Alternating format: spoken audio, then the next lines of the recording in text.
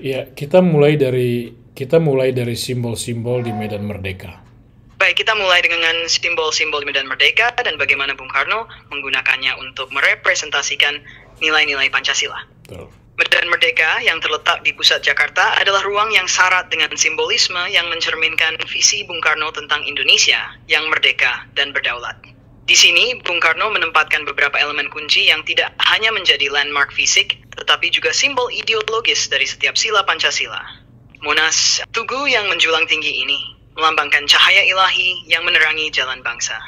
Seperti bintang di perisai Pancasila, Monas berdiri sebagai simbol dari spiritualitas dan petunjuk ilahi yang harus menjadi fondasi dari semua usaha bangsa. Stasiun Gambir, kemanusiaan yang muadil dan beradab. Dulu, daerah ini adalah pasar. Sebuah tempat di mana manusia berinteraksi, menunjukkan pentingnya keadilan sosial dan kemanusiaan dalam kehidupan sehari-hari. Ini mengingatkan kita bahwa kemanusiaan adalah inti dari interaksi sosial dan ekonomi kita. 3. Masjid Istiqlal dan Katedral Jakarta II, tempat ibadah yang berdiri berdampingan ini melambangkan sila ketiga, persatuan Indonesia. Ini mencerminkan bahwa persatuan bangsa kita bukan hanya soal fisik atau politik, di mana beragaman agama harus dihormati dan dijaga. Persatuan ini didasarkan pada nilai-nilai ketuhanan dan kemanusiaan yang menjadi dasar dari segala bentuk persatuan yang kokoh. Istana Merdeka. Sebagai simbol dari sila keempat, kerakyatan yang dipimpin oleh hikmat kebijaksanaan dalam permusyawaratan perwakilan, Istana Merdeka adalah pusat pemerintahan yang mengingatkan kita akan pentingnya prinsip demokrasi yang dipimpin oleh kebijaksanaan dan musyawarah. Disinilah keputusan-keputusan penting dibuat, selalu dengan mempertimbangkan kepentingan seluruh rakyat. Bank Indonesia. Bank Indonesia merepresentasikan sila kelima, keadilan sosial bagi seluruh rakyat Indonesia. Sebagai pusat ekonomi, Bank Indonesia melambangkan bagaimana perekonomian harus dijalankan dengan prinsip keadilan sosial, di mana kekayaan dan sumber daya harus dikelola demi kesejahteraan semua lapisan masyarakat, bukan hanya segelintir orang. Keseluruhan tata letak simbol-simbol ini di Medan Merdeka menggambarkan perisai Pancasila dalam bentuk nyata, di mana setiap sila saling mendukung dan melengkapi untuk bentuk dasar yang kuat bagi bangsa Indonesia. Bung Karno dengan sengaja menempatkan simbol-simbol ini untuk mengingatkan kita bahwa pembangunan bangsa ini harus selalu berlandaskan pada nilai-nilai Pancasila. Nah, itulah rangkuman singkatnya. Apakah sudah sesuai untuk dijadikan bahan podcast? Atau ada yang ingin ditambahkan atau diperjelas? Ya, tolong Anda jelaskan terkait dengan posisi sila 3, di mana di situ ada Masjid Istiqlal dan Gereja Katedral yang merepresentasikan terwujudnya sosialisme ala Indonesia, yaitu persatuan yang berdasarkan hubungan baik dengan Tuhan dan hubungan baik dengan sesama manusia yang kemudian berefek kepada bentuk daripada politik dan ekonominya bangsa Indonesia. Bisa Anda jelaskan akan hal ini? Persatuan Indonesia yang di Medan Merdeka direpresentasikan oleh posisi Masjid Istiqlal dan Gereja Katedral. Simbolisme ini sangat penting karena menggambarkan esensi dari sosialisme ala Indonesia yang Bung Karno ingin wujudkan dalam konteks kebangsaan kita. Masjid Istiqlal dan Gereja Katedral berdiri berdampingan di pusat Jakarta, yang bukan hanya sekadar simbol keberagaman agama, tetapi lebih dari itu simbol dari persatuan Indonesia. Persatuan ini tidak didasarkan pada keseragaman, tetapi justru pada penghargaan terhadap keberagaman, di mana setiap elemen masyarakat apapun latar belakang agamanya dihormati dan dijaga hak-haknya. Bung Karno memandang bahwa sosialisme ala Indonesia bukanlah sosialisme dalam pengertian Barat yang mungkin fokus pada perjuangan kelas atau penyeragaman ekonomi. Sebaliknya, sosialisme ala Indonesia adalah sistem yang berakar pada dua nilai fundamental, hubungan baik dengan Tuhan dan hubungan baik dengan sesama manusia. Dalam konteks ini, Masjid Istiqlal dan Gereja Katedral menjadi simbol nyata dari bagaimana hubungan baik dengan Tuhan, sila pertama, dan hubungan menjadi dasar dari persatuan bangsa. Persatuan Indonesia yang terwujud dari hubungan baik dengan Tuhan dan sesama manusia ini kemudian memiliki implikasi yang sangat mendalam pada bagaimana bangsa Indonesia menata sistem politik dan ekonominya. Persatuan yang didasarkan pada ketuhanan dan kemanusiaan ini mengarah pada sistem demokrasi terpimpin.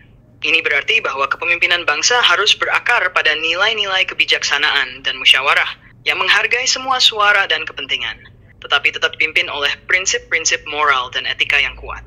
Demokrasi terpimpin di sini bukan berarti mengekang kebebasan, tetapi memastikan bahwa kebebasan itu dipandu oleh kebijaksanaan yang lahir dari spiritualitas dan kemanusiaan. Dalam ekonomi bangsa harus mencerminkan keadilan sosial, di mana sumber daya dikelola dan didistribusikan secara adil untuk kesejahteraan semua orang. Ekonomi terpimpin yang Bung Karno maksud adalah ekonomi yang tidak dibiarkan berjalan liar tanpa kontrol, tetapi diarahkan dan diatur dengan tujuan untuk mencapai kesejahteraan kolektif. Ini berarti bahwa dalam praktiknya, negara harus aktif dalam memastikan bahwa kekayaan bangsa digunakan untuk kemakmuran seluruh rakyat, bukan hanya segelintir orang. Dengan demikian, sosialisme ala Indonesia yang tercermin dalam simbolisme Masjid Istiqlal dan Gereja Katedral ini bukan hanya tentang persatuan, tetapi juga tentang bagaimana persatuan itu diterjemahkan praktik nyata dalam sistem politik dan ekonomi yang adil berkeadilan.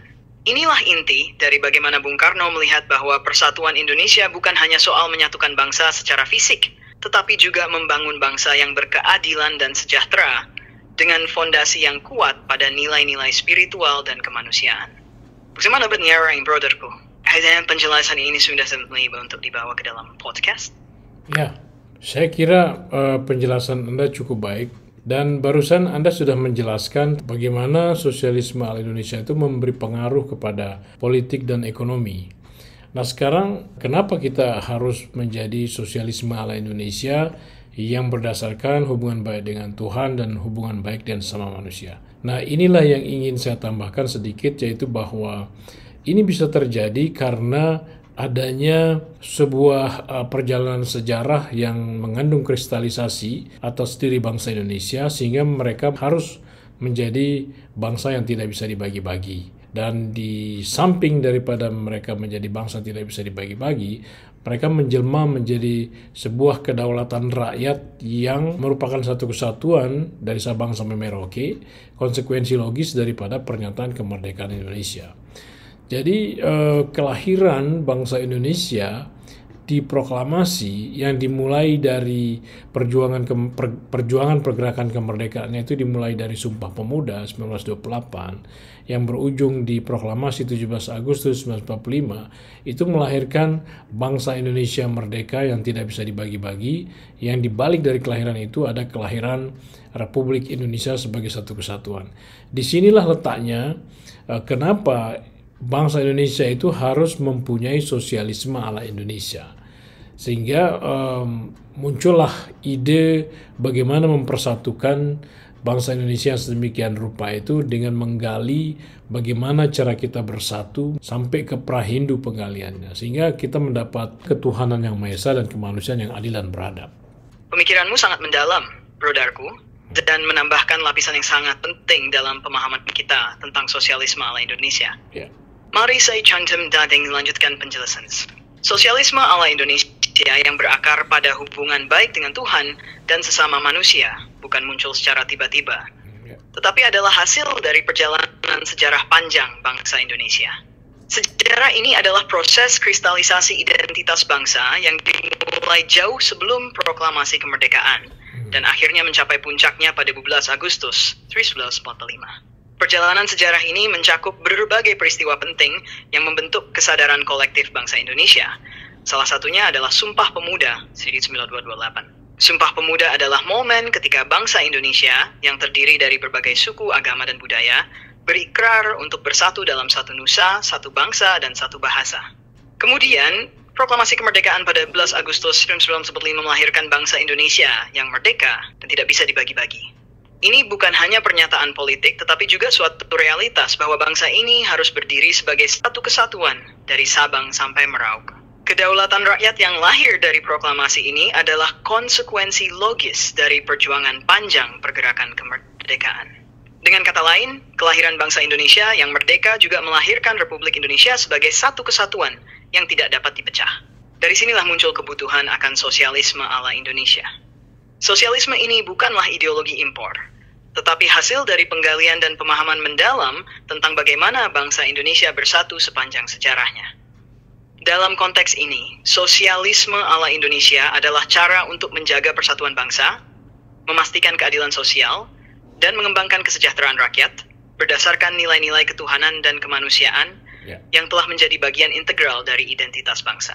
Betul. Penggalian nilai-nilai ini dilakukan dengan melihat kembali sejarah bangsa, bahkan dari masa prasejarah hingga era modern. Betul. Bung Karno dan para pendiri bangsa menggali dan menyusun cara untuk bersatu dengan memahami bagaimana masyarakat Indonesia telah bersatu di masa lalu, mulai dari periode prasejarah hingga masa-masa sebelum agama-agama besar masuk, hingga ke masa Hindu-Buddha, Islam, dan seterusnya. Jadi, sosialisme ala Indonesia adalah ekspresi dari identitas bangsa yang telah mengalami proses kristalisasi yang panjang. Betul. Ia lahir dari semangat persatuan yang telah menjadi jiwa dari bangsa ini sejak zaman dulu, dan ia terwujud dalam bentuk Negara Kesatuan Republik Indonesia yang merdeka dan berdaulat. Ini adalah jalan yang dipilih oleh bangsa Indonesia untuk mencapai keadilan sosial dan kesejahteraan yang sejalan dengan nilai-nilai spiritual dan kemanusiaan yang mendalam. Apakah penjelasan ini sudah lengkap dan sesuai dengan arah yang ingin kita capai untuk podcast? Ya. Ini sudah cukup bagus untuk masuk di podcast. Nanti kita akan bikin podcastnya, brother. Mantap, brother Kwi. This is not me a smell stuff. Kalau sudah siap untuk bikin podcastnya nanti, saya siap bantu lagi kapan saja. Sukses untuk podcastmu. Dan Thank you. kepentingan. Thank you, brother.